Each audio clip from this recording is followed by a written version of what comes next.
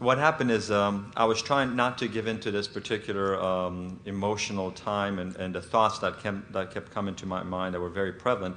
And as I kept trying to fight them off and think about something else and break the cycle of those thoughts and different things like that, they were just still right in there, right in my face.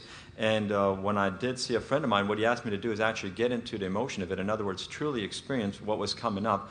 And as I did so, I started to cry. And I noticed that after that segment of crying, I guess it was a medium of letting it out, of truly expressing it instead of suppressing it. What happened is it went away. So that was my question is, I know Abraham teaches to not give energy or focus to that particular thought or emotion that might be highly negative, intense, or whatever the case is. And I kept trying not to do that, to think about something else or to obviously break that pattern, the cycle. And but when I did give into it and I wept, it just went away. Well, when we say to you that the process for creating anything is always the same, there is the asking, and then there is the answering, and then there is the letting it in. So anything that you are asking for that somehow is then being experienced by you, you have somehow, whether you are conscious of it or not, achieved that process.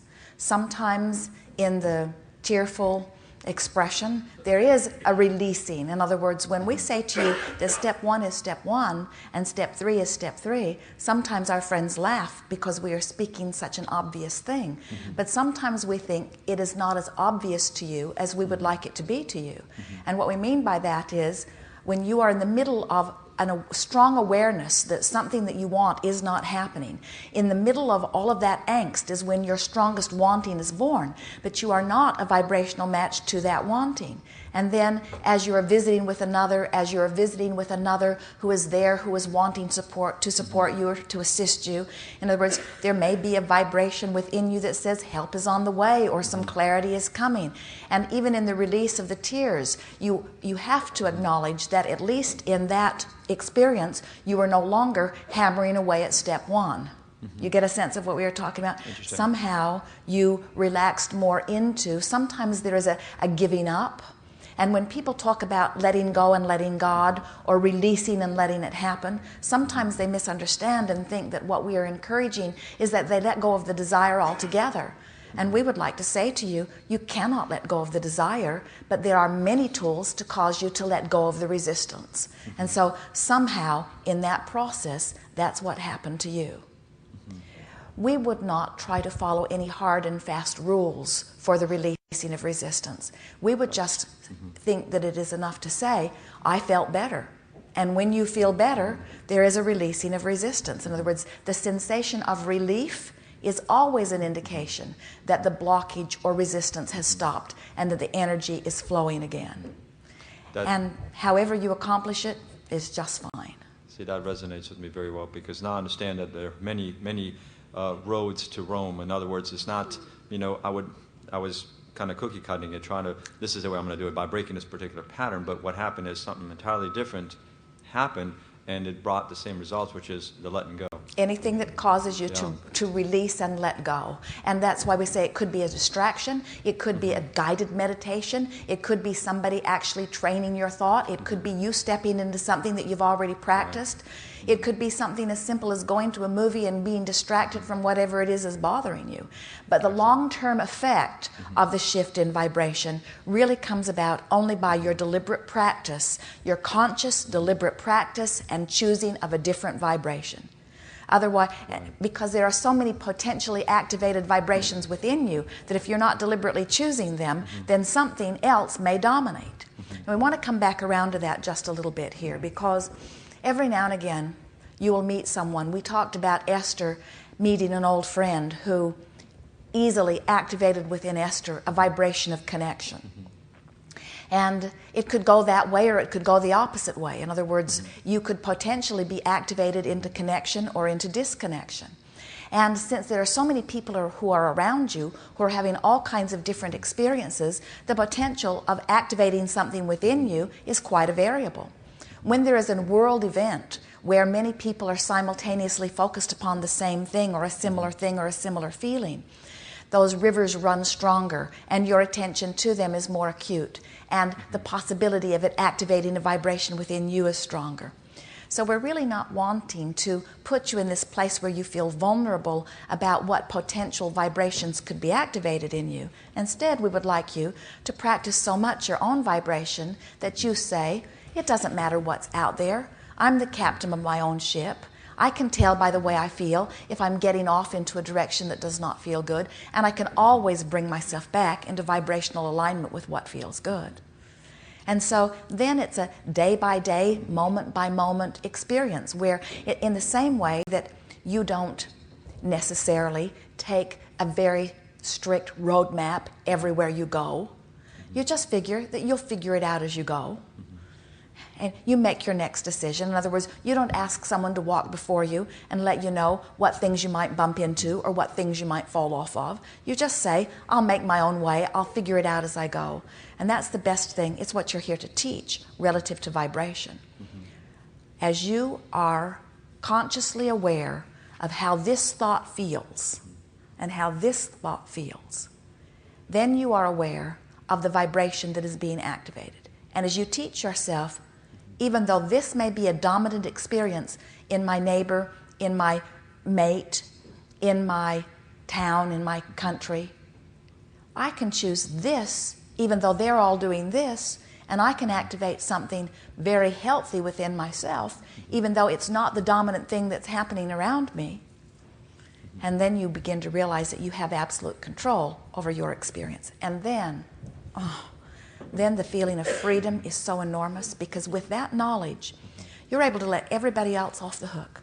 No longer do you need other people to behave in any certain way for you to feel good. Finally, you're able to say, somebody needs to do something about that, and that person is always me. That capable, willing, able person that needs to do something about everything is always me. I'm in control, I'm in charge, and all is well.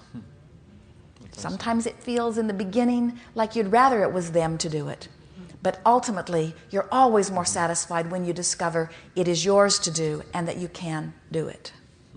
Yes. That is beautiful. It's a lovely thing when you realize that your body is not vulnerable to disease, you're in charge. Your body is not vulnerable to accident, you're in charge. You're not vulnerable to anything, you're in charge, you see. And it's so much simpler than most people at the beginning understand. Right. Yes. I've got something else that's very interesting regarding the vibration matching, regarding matching of vibrations. I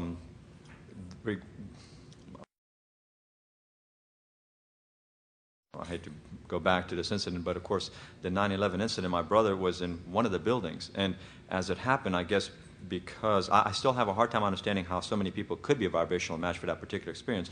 But what I know my brother, and he was not a vibrational match for that entire experience. And as it happened, he was home sick that day. So that was just absolutely perplexing and mesmerizing, and yet so it confirmed it confirmed the Abraham material in a sense, because he was such a non-perfect match for that experience that he was in even close to that vicinity. When you think in terms of everyone offering vibrations, and then you think about events happening, think in terms of the event being a culmination of vibrations. And so then when you say, well, I participated in it peripherally, well, you were a vibrational match to it to that degree. I participated in it fully, you were a vibrational match to that degree. The thing that makes a subject like this at first sometimes difficult to get your thoughts around is because most physical beings, without a little coaching from those who know better, want to assume that the death experience is always a bad experience. Right. In other words, most would say, I don't want it. So when it happens to someone, it almost always feels to those who are watching that it was a bad experience, that it shouldn't have happened, that something has gone wrong. But when you think about the fact that there is not death, and that the death experience is a full connection with source energy, It becomes so much more beautiful. Then you begin understanding that someone could have rendezvoused with that, who was in a place of pure positive energy, who was feeling satisfied with life experience to this degree. In other words, it just is not something that you can decide about anybody else, you see. Right. One thing is sure, and it makes our work so very easy. Everything that happens is always the perfect vibrational match. In other words, nothing ever goes wrong. There are no near misses. Boy, let me re-spell that out to myself and maybe to some folks here too, because that was very powerful. So not only the folks that were a perfect match to passing on, but also that might not have been happy when ready to pass on in that sense, but also the folks that were very happy when ready to pass on. So that's just absolutely, because when I stated that my brother was not a perfect match was because he is a very enthusiastic, very just a very proactive, pro-life, he's very vivacious. And that's, in that sense, I said that he was in a perfect match. But and what you're saying is that by those very virtues, he could have been a perfect match. Sometimes people will say, as we talk about someone who makes their transition in that way, and we say they were a perfect vibrational match to that experience, and they will argue and say, oh, they were full of life, they were wanting more. And we say, well, if you could get inside of the vibration, sometimes they make their transition because they are feeling satisfied with what they've lived. Sometimes they make their transition because they are crying out for connection and have found no way in their physical environment to achieve it. And that truly is the path of least resistance through which they can find this thing that they want so much. Sometimes they have come forth intending to make a very powerful statement. In other words, awesome. You cannot evaluate the quality of one's life by its length. It is satisfying to know that it's always just right. A little unsettling to physical humans, but that's because the virtual realities that most of you practice relative to the subject of death is that death is a bad thing. You give it to those you despise the most. In other words, you find those that you disagree with or those that you feel are inappropriate, and you give them the death penalty. And so then when the death penalty happens to someone you love, then you're all mixed up about what it means, you see. Now, did we give them the death penalty, or did they choose a death penalty? Did they give themselves a death penalty? Well, what comes? Yeah, every death is suicide, in the sense that every death, without exception, is that which is achieved by the individual's vibration. And that's why when we say something so powerful as somebody should do something about that, and the only person who can is you, then you begin to understand. And when you hear stories like this, there was a friend of a friend of a friend who brought this information to Jerry and Esther, that her daughter was on one of the airplanes that hit one of the towers. And this mother, who has been listening to Abraham for some time now, said, and my daughter was a perfect vibrational match to making her transition. In other words, she did not have any trouble at all understanding how it came about. And then the cab driver who had driven her to the airport that day said after the fact that she was so much brighter and so much shinier than she usually is. And the words that were coming out of her mouth that day were, I can feel I'm on the brink of something fantastic and new. Wow. And then there are all kinds of stories that will begin to surface. And we encourage all of you, as you listen, don't try too hard to listen to the stories who have been dissected and translated through someone else's intentions, because there are a lot of people that have already made up their mind how they want you to feel about certain things, and they will slant things in that way. But if you have the privilege of getting up close to any of those stories, and you hear the story directly from someone who has experienced, it is our promise to you that you will always be able to find the vibrational matches. You can always find them in your own experience, and you can always find them in the experiences of others if you have had any vibrational access to their moods or attitudes. In other words, once you begin to understand law of attraction, there are no more mysteries. It takes all of the fear out of everything, because then you begin understanding all I have to do is vibrationally line up with what feels good to me, and I'm in control of my own physical experience. And if I don't, I will have the fully connecting experience of reemerging into non-physical. In other words, you can't get it wrong.